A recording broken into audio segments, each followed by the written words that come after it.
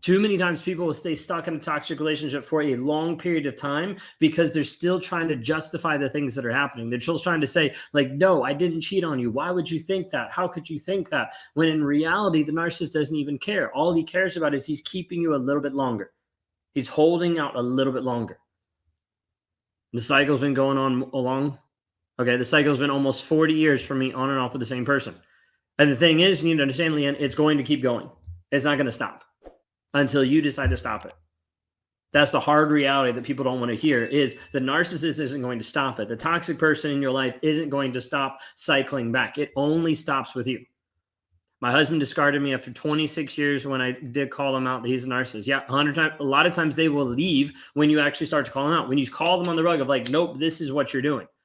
I wouldn't necessarily recommend saying, hey, you're a narcissist, but when you start calling them out, it's like, hey, you're a liar, you're a cheater. Like when you actually start doing this, a lot of times they will run away. I'm a living person of, I missed that. What about narcissistic abuse from in-laws? 100%. That happens a lot of times too. I'm trying reverse psychology and trying to tell myself it's not my fault. I didn't do anything to deserve any of it, but now I feel like I'm crazy the longer I'm here. And you will be. You will get crazier the longer that you're in the toxic relationship because you're staying in the sludge. Okay, like think of it. Think that you're in like a pond. And in that pond, you've been working in your own little corner of the pond, working on your own healing, working on your own growth. And you're like, hey, it's getting better. It feels better. I'm working on this. I'm cleaning out this pond so it's not awful. But you haven't shut off the spigot in the other corner that's dumping this toxic sludge. It's not going to get better. This is the thing. Like you might think maybe I can fix him. Maybe I can make him better. Maybe we can work on this. Maybe I can make him change. No, it's not going to happen. You don't want change from a narcissist. Change from a narcissist is them promising something else and modifying something, them shifting a behavior, them modifying how they're looking, modifying how they're coming across, modifying what they're saying, but not true transformation, because transformation comes from inside. It comes from a person actually realizing, hey, I'm a liar, I'm a gaslighter, I'm a cheater, and I don't want to be that way anymore. The problem is there's a lot of narcissists that actually know what they're doing. They don't care. You see that all the time with you. They don't care how they respond to you. They don't care how they act to you. They don't care what they do to you. They don't care. I did not care. All I did was I was just doing what I want to do for me. 6 years ago, he discarded me. A few months ago, out of nowhere, completely destroyed my soul. Now using my son to control and destroy me even more. He's going to try to continue to do that. That's why you have to continue to develop you and start growing you, focusing on what you actually believe about you. Because until you change your own thought process of the story that you're telling yourself, you will still stay stuck. He will still continue to trigger you. This is one of the focuses that we have even inside the Clarity Challenge, is dealing with the emotional triggers, the things that keep you stuck, locked in. My narcissist ex-husband has just told me that he's divorcing his new wife because I've been doing sorcery. Oh, that's amazing. That's amazing. I mean, literally, like a narcissist will come up with all of the crazy BS answers just to be able to try to excuse what they're doing. Feels extra evil and cruel because he knew and he used it against me. 100%. A narcissist does that. They use your vulnerabilities against you. He called me a mental wreck on the cusp of menopause. They will never care. 100%. My narcissist is physically abusive and spit in my face after I found out he cheated again. Is that typical? Why this behavior? Sorry, my bad English. No, you're good. So a lot of times narcissists will go into physical abuse. Like it will go to like emotional, mental, psychological, physical. Okay. It just keeps upping the ante. Okay. And when you're in physical abuse, you need to contact authorities. You need to get out as soon as you can. Okay. Like he doesn't care. Like that's the easiest way to be able to explain it. Like, why is he doing this? He doesn't care. Okay. Now, if we break it down in like a million different ways, which we could, one of the ways could be the narcissist feels like he's getting ready to get exposed. He's going to be exposed for his lies, going to be exposed for the person that he is, going to be exposed for the liar. And he's like, I don't want this. So I need to justify it by protecting myself, right? They have to switch in the mind. I'm going to protect myself now by abusing you.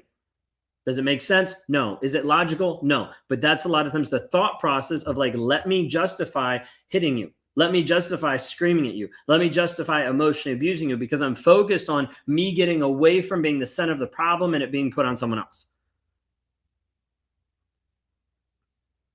I shouldn't prompt them to repair because that stops them from doing the work to repair and they don't do it anyways. Yeah, 100%. Like if you try to make a narcissist fix them, if you try to make them actually change, it doesn't do anything. Do a lot of narcissists deflect? 100%. A lot of them do. A lot of them want to deflect. Like that's the first thing of Darva, like deflect, get away from it as soon as possible, put it on someone else. 6 months, do they ever stop reaching back out to you? So Kelly, what I would tell you is the way that they stop reaching out to you is when there stops being access of them actually getting to you. So that means making sure that they're blocked on all accounts, that there's no way for him to be able to interact with you. That's the biggest piece. I just told him that I baited him because I involved him with it. I was just told that I baited him because I involved him in a discussion about consequences for our kid. Like narcissists will try to switch it around on you no matter what, on anything. Okay.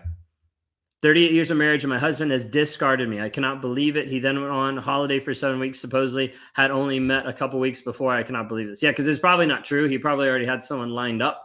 Or he could have not had someone lined up for 38 years and then was like, oh, finally found someone. Now I'm gone.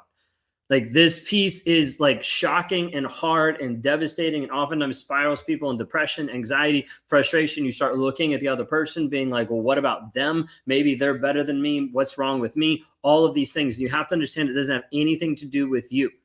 What it actually has to do with is him and his lousy choices of actually being a man, being honest, and being willing to actually speak truth. But instead, he'd rather be a liar. He'd rather run away with someone else than he would actually show up for his own wife.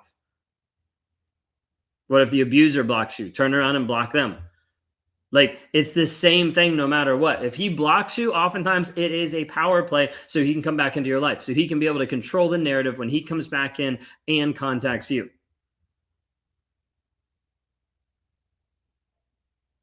Why do they bait if they don't want to do the work? And is the victim mentally prevalent among them? I'm trying to understand like the last part of that. But a lot of times they're baiting you to stay in the relationship so they feel better about themselves, even though they don't want to be with you. So I have a video on YouTube that talks about the narcissist wants you to leave. And it goes into this a little bit more in detail. There was times in my relationship with my wife that I wanted her to leave, right? Like I wanted to be free. I wanted to go do the things I wanted to do, go be with the people I wanted to be with, all this stupid stuff, right? So like, I was like, oh, I just want her to leave, get so mad, get so frustrated. And then she'd get ready to leave. And then I'm like, crap, if she leaves, then I look like the bad person. Please don't leave, please stay, and then try to beg her to stay. Okay. And then there's a couple times that she would stay. And then in my mind, I'm like, crap, now she's staying. Now what I do, because I don't get what I want. See, like it's this back and forth inside of the narcissist's mind of like, I don't want you, but like, I want to look good at the same time.